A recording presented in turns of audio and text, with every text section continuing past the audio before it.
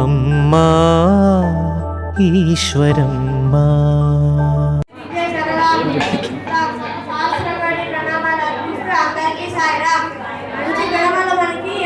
సహాయం చేస్తుంది. సత్కార్యము సద్బుద్ధి వల్ల ఎల్లప్పుడూ ఒక మంచి భావంతో ఉంచుతుంది. సరైన సమయంలో అందరికన్నా ఒక మెట్టు ఎక్కువగా ఉంచుతుంది. మంచి తనము మంచి గుణము గురించి మన స్వామివారు చెప్పిన చిన్న కథ నాటి నుంచి గ్రహించబడిన ఈ నాటిక నిజాయితీకి బహుమతి. సుప్రసిద్ధ విజ్ఞాన శాస్త్రవేత్త నోబెల్ బహుమతి గ్రహీత సర్ సివి రామన్ యొక్క దేశభక్తి ఔదార్య సంస్కారం గురించి భగవాన్ తమ దివ్యోపన్యాసంలో పేర్కొన్న సంఘటనలలో ఒక సంఘటన వివరించారు. ఒక పర్యాయం రామన్ గారు తమ సంస్థలో ఉద్యోగం గారికి అభ్యర్థులుగా దరఖాస్తును పరిశీలిస్తున్నారు.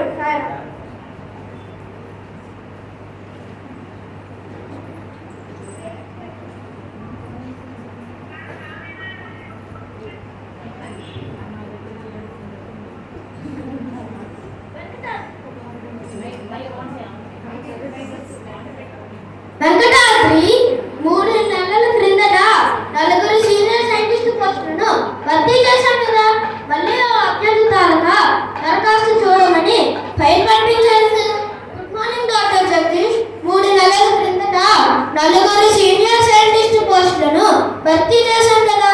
మళ్ళీ అభ్యర్థులుగా దరఖాస్తు చూడమని ఫైల్ పంపించారు. ఎందుకు?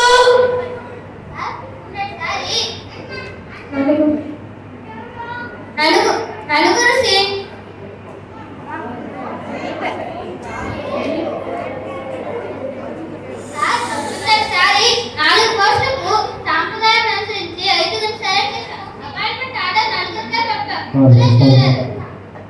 విదేశాలకు బోధించుకుంటూ ఈ ఉద్యోగానికి ఎందుకు దరఖాస్తు పెట్టాడు?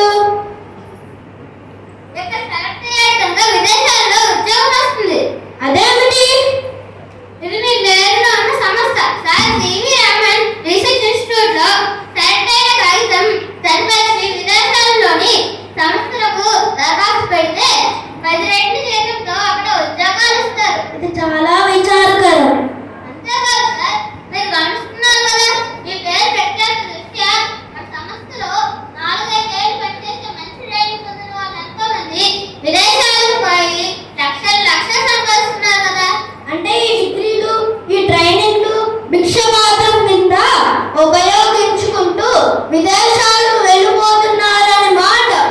ఏమిటి వీళ్ళగా తయారవుతున్నారు? మన దేశభక్తి సంస్కృతి లాంటి ఆదర్శ భావాలు ఈనాటి యువతరానికి లక్ష్యం అయిపోయింది సార్. ఎంత డబ్బు సంపాదిస్తే అంత ప్రయోజనం కింద లెక్క. పాశ్చాత్యులు మన జాతి సంస్కృతిని మానవతా విలువల్ని గౌరవిస్తుంటే విదేశీయులు విజ్ఞప్తి విసర్జించే వాళ్ళ నాగరికతను మన వాళ్ళు కౌగిలించుకుంటున్నారు. అవును డాక్టర్ జగదీష్, మీకు మంచి విద్యార్హతలు ఉన్నాయి, పరిశోధనలో మంచి అనుభవం ఉంది. మరి మీరెందుకు విదేశాలకు వెళ్ళలేదు?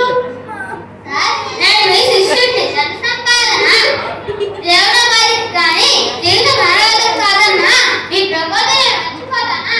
ఆ మాట వస్తే మీరు తెలుసుకుంటే కోర్టు సంపాదించలేదా? సరే, ఇంతకీ ఆ అభ్యర్థి సంగతి ఏమిటి? ఇతను వెయిటింగ్ లిస్ట్ లో ఉండే అభ్యర్థి సార్. మీరు అతనిని ఇంటర్వ్యూ చేశారు కదా, ఏమిటి మీ అభిప్రాయం? చాలా యావరేజ్ సార్. ఏదో చిన్న కంపెనీలో పనిచేస్తున్నాడు. చెప్పుకోదా అనుభవం కూడా లేదు.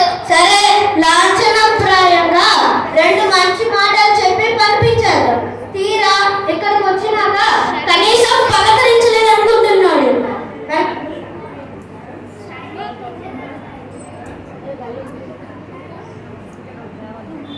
వెంకటాద్రి, బయటన ఉద్యోగం కోసం సురేందర్ అనే అభ్యర్థి ఉంటాడు, లోపలికి పంపు. Yes sir.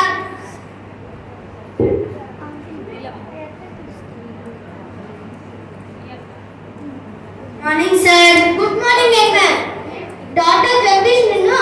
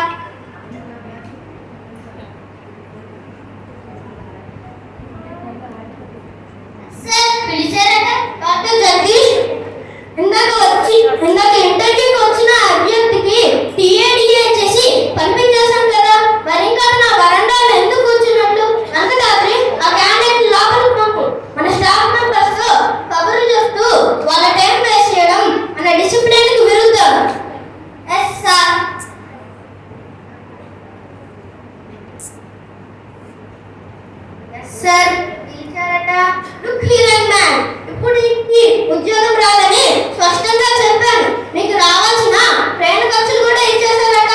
మరి ఇంకా ఆ వరండాలు ఎందుకు ప్రచారం చేస్తున్నావు? మా స్టాఫ్ మెంబర్స్ లో వర్కింగ్ అవర్స్ లో మా స్టాఫ్ మెంబర్స్ కలవడం మా డిసిప్లిన్ కు విరుద్ధం. క్షమించండి సార్, అకౌంట్ ఆఫీసర్ గారు నాకు డబ్బు ఇచ్చి లంచ్కి వెళ్ళిపోయారు. ఆ తర్వాత నేను ఆ డబ్బుని లెక్క పెడితే నీకేమైనా తక్కువ ఇచ్చారా? లేదు సార్, ఎక్కువ ఇచ్చారు. ఆయన తిరిగి వచ్చిన తర్వాత ఆ డబ్బుని వాపస్ చేద్దామని వరండాలో వెయిట్ చేస్తూ చైర్మన్ గారి కళ్ళపడ్డారు. బహుశా ఆయన నన్ను అపార్థం చేసుకుని ఉంటారు. ఏది ఏ విధంగా నీకు డబ్బులు ఎక్కువ ఇచ్చారు? ఏది రసీదు చూడని. సార్, నిన్న నేను ఈ ఊరికి చేరాను. ఈ రోజు బయలుదేరి రేపటికి మా ఊరు చేరుకుంటాను.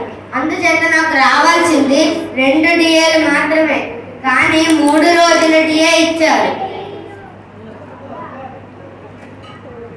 ఓ అలా, మా చైర్మన్ గారు ఆదేశానుసారం అభ్యర్థి ఊరు చేరిన రోజు కూడా డిఏ ఇచ్చినట్టు నిబంధనలు సవరించారు. ఏ అనివార్య కారణాల వల్ల అంటే మాట వరుసకి ట్రైన్ లేట్ అవ్వచ్చు, ప్రయాణం పడి కావచ్చు, సకాలంలో డ్యూటీకి వెళ్ళలేకపోవచ్చు. ఆ విషయం నాకు తెలియదు సార్, క్షమించండి. నీ లెక్క ప్రకారం ఎక్కువ వచ్చిన డబ్బులు వాపస్ చేయడానికి గంట నుండి వరండాలో వెయిట్ చేస్తున్నట్టున్నావు. దానికి బహుమతి ఏంటో తెలుసా? Selected for the post. నీకు ఉద్యోగం ఇచ్చేస్తున్నాను. Thank you very much sir.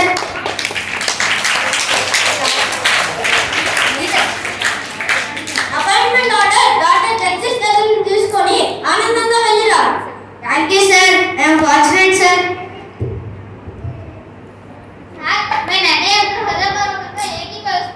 నువ్వు నా శిష్యుడు కదా డాక్టర్ జగదీష్. చదువు నేర్చుకుంటే వస్తుంది, కానీ నీతి నిజాయితీ వినయం లాంటి సద్గుణాలు కొంతమందికి పుట్టంగానే వస్తాయి. సద్గుణాలు లేకపోతే ఎంత చదువుంటే ఏం లాభం? అవును సార్.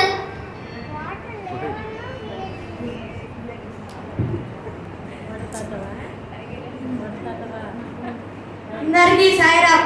ఈ కథ అందించే సందేశమును తెలిపే మన బాబా గారి పెద్ద సూత్రం ఉంది. నేటి విద్యలు తెలివితేటలనే పెంచు, కొంచెమై